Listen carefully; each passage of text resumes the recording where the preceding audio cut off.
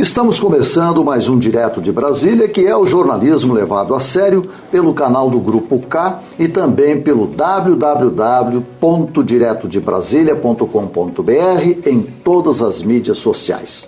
Hoje é um direto especial, em razão não só dos últimos acontecimentos envolvendo a decisão do Supremo, como também da violência que parece não dar tréguas.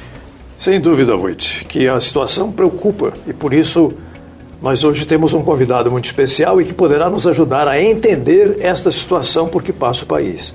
Nosso convidado é o general Augusto Heleno Ribeiro Pereira, primeiro comandante das forças da ONU no Haiti e comandante militar da Amazônia.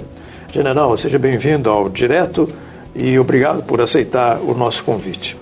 Antes de tratarmos uma questão que nós gostamos de colocar, que é a questão constitucional em relação à intervenção, nós gostamos de saber da avaliação do senhor sobre uma pergunta que está na boca de todo brasileiro. O que já deu certo, o que avançou e o que ainda não deu certo nessa intervenção no Rio? Bom, em primeiro lugar, é um prazer estar aqui, obrigado pelo convite, estar aqui falando para o pessoal que assiste a TV do Grupo K.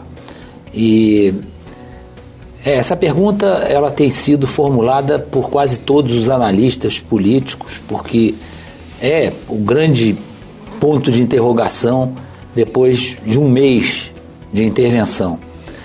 Mas é muito pouco tempo.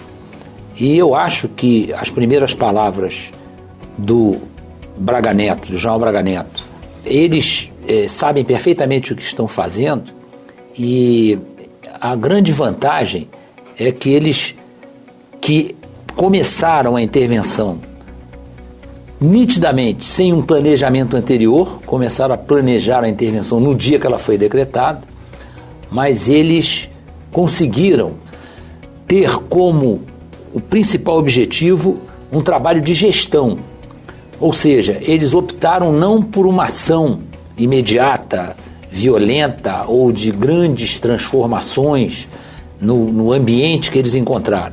Eles preferiram ser prudentes, começar com um trabalho de gestão, modificaram os dois comandos mais importantes, que é o comando da Polícia Militar e da Polícia Civil, e a partir daí eles querem construir uma situação nova com o objetivo de deixar para o futuro um legado.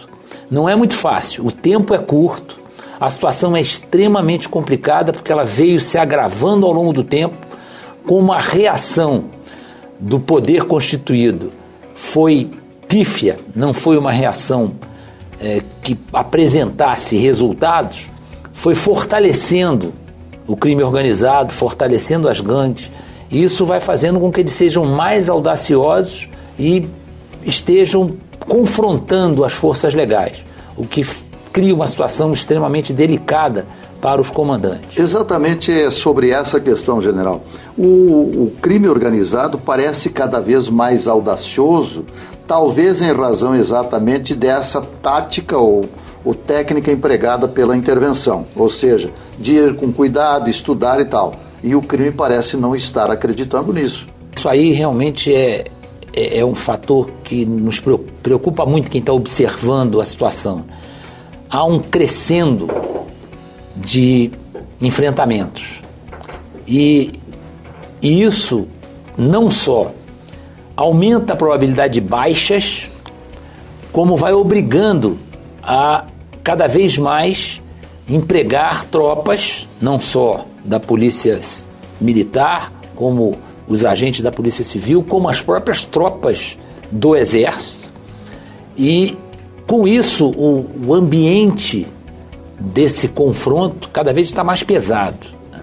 E a segurança jurídica dessa tropa, de todos eles, de todos os agentes que estão atuando, ela ainda é, na minha opinião, ela ainda é pequena, essa segurança. Eu acho que ainda existe, naqueles que estão participando da operação, aquele sentimento de insegurança jurídica. O que pode me acontecer se eu matar alguém? O pior não é isso também, né, general? O pior é quando eles matarem o primeiro soldado, né?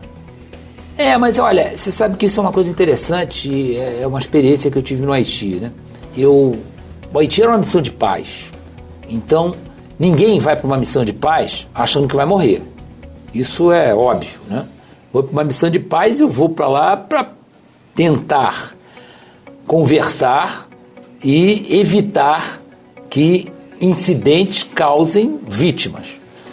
Mas eu tive vítimas em vários contingentes, pouquíssimas no contingente brasileiro, praticamente um acidente e um tenente gravemente ferido, mas tive baixa nos outros contingentes.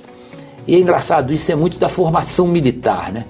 Nós temos uma resignação para a morte por tudo que a gente treina ao longo da vida. Nós somos preparados, não para a morte, porque ninguém é preparado para a morte, mas nós somos preparados para enfrentar com grandeza esse tipo de acontecimento. Mas, general, como é que o senhor avalia o enfrentamento nessa intervenção federal em relação aos desafios que o senhor teve no Haiti?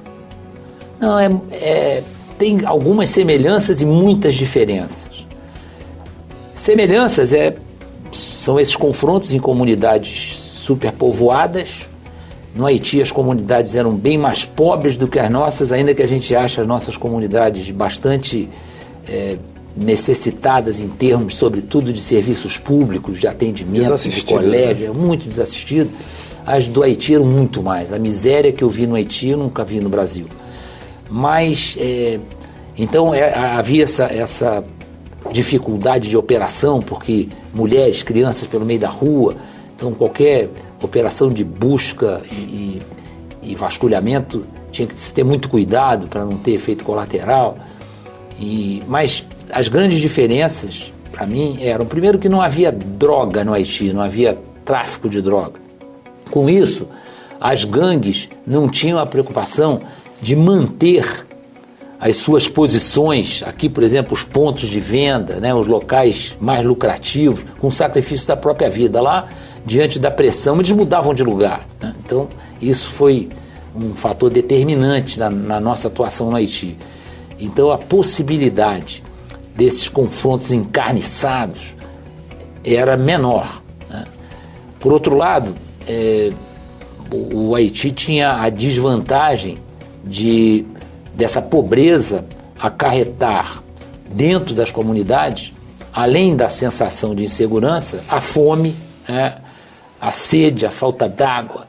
E isso tudo tinha que ser levado em conta, né? Então havia, principalmente por parte do soldado brasileiro, que atuava na zona mais conflitada e ao mesmo tempo a mais necessitada do Haiti, que era a capital Porto Príncipe, o soldado ele foi criando uma afeição à população, e a população em relação ao soldado brasileiro levou tempo para acontecer, mas a população foi percebendo que a tropa brasileira ela não estava lá para matar gente, estava lá realmente buscando a paz e querendo ajudar. Existe aí também uma diferença da situação do Haiti com o do Brasil, que aqui se usa, e o termo é esse, se usa a pobreza como caminho para a marginalidade. E no Haiti a pobreza não necessariamente caminhava para a marginalidade. No Haiti era tamanho o grau de desorganização da sociedade que a gente não conseguia fazer esse tipo de avaliação, porque, por exemplo, 80% da população era desempregada. Então, para algumas coisas, isso aí funcionava muito bem. Por exemplo, manifestação. Era facílimo reunir uma população, uma multidãozinha, né? Uma quantidade razoável de gente que não estava sem fazer nada na rua para se manifestar contra qualquer coisa. E as manifestações, isso é outro ponto muito importante da tropa brasileira, a tropa brasileira tinha uma paciência inesgotável e não entrava em conflito com essas manifestações, procurava controlar, não deixar ir para os lugares que não eram adequados, controlar essa movimentação, mas sempre com muito cuidado. Aqui não tem esse problema de manifestação. E essa história de o bandido ser gerado pela falta de oportunidade, não sei o quê, isso é extremamente cultivado, né? Ideologicamente, exatamente. Isso faz muito bem, né? Isso agrada a uma boa parcela dos intelectuais de esquerda, e isso vai meio que justificando. E é muito ruim porque, diante dos maus exemplos, esse é outro ponto fundamental nessa história da intervenção do Rio de Janeiro. Nos últimos anos, qual foi o exemplo que os nossos policiais de todas as corporações Qual foi o exemplo que as pessoas de bem tiveram para continuar a trilhar o caminho da retidão, da honradez, quando assistiu toda a pirâmide governamental envolvida em falcatrua? É sobre isso, general, que nós vamos querer tratar com mais detalhes, porque acho que é por aí o cerne da questão. O exemplo sempre vem de cima, né? Nós vamos fazer um pequeno intervalo e daqui um pouquinho a gente continua a conversa com o general Heleno, que com sua experiência, com a sua responsabilidade, está aqui para nos ajudar a lhe esclarecer sobre essa situação séria que o país está vivendo. Nós já voltamos.